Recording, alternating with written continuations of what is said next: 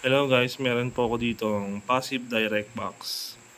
Wala po akong active, so passive lang meron ako dito. Ito ang tinatawag na DI box. Ito pong input, dito nyo po i-input yung instruments nyo. Tapos itong true, papunta dun sa amp. Tapos itong balance out, papunta naman po to sa mixer. Okay.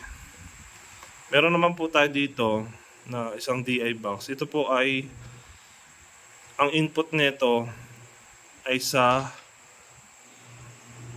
line out. Ayan. Dun siya kukuha sa amp nyo mismo, hindi sa instruments. Tapos ito po yung papuntang mixer. Ito. Okay, magde-demo naman po tayo kung paano siya gamitin. Okay. So, unang-una po is dito po ang input ng inyong guitar or piano or bass or from effects papunta po dito. Effects ng inyong gitara or bass. Yan. Okay. Yan po yun. Yung true naman po is ito yung pinaka-monitor nyo. So, dito sa amp na to. So magsaksak tayo. True. Yan. True. True. Drive true. Okay. Tapos dito ko, kahit saan dito, basta line in. Kahit saan. Okay. Tapos iset nyo lang tong pad ng 0 dB. Then, dito naman po, balance out ay papunta pong mixer yan. So, kuha ko lang po kayo ng XLR cable. Yan, saksak nyo. So, papunta po yan sa papuntang mixer po yan. And, sa isang channel. Ayun po. Ito po ang ground na to ginagamit pag may humming, halimbawa may humming. Pindutin nyo lang po yan. So kung wala naman po, kahit hindi nyo napindutin yan. Ayun po, may konting nalaman kayo dito sa DI box na to. Ito. Ayan. Input. Take note po, pang isang instrument lang po to. Hindi po to pwede dito dalawa instrument. Isang instrument lang po. Guys, meron tayo dito ang isang uri ng DI box. Itong audio isolator.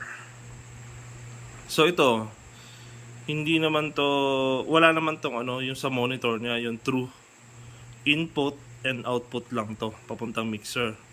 So, ang gamit ko dito, ginagamit ko dito sa line out na to. So, yung out nito papunta dito sa input. Tapos yung out nito papunta po sa mixer.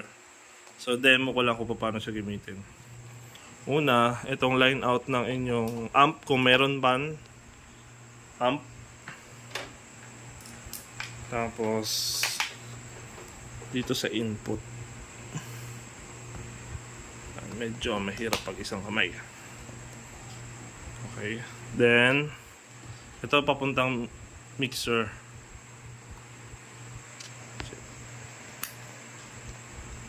Okay. Ayan po. Ayan po siya. Line out. Papunta sa input nitong DI. Then, output papunta namang mixer.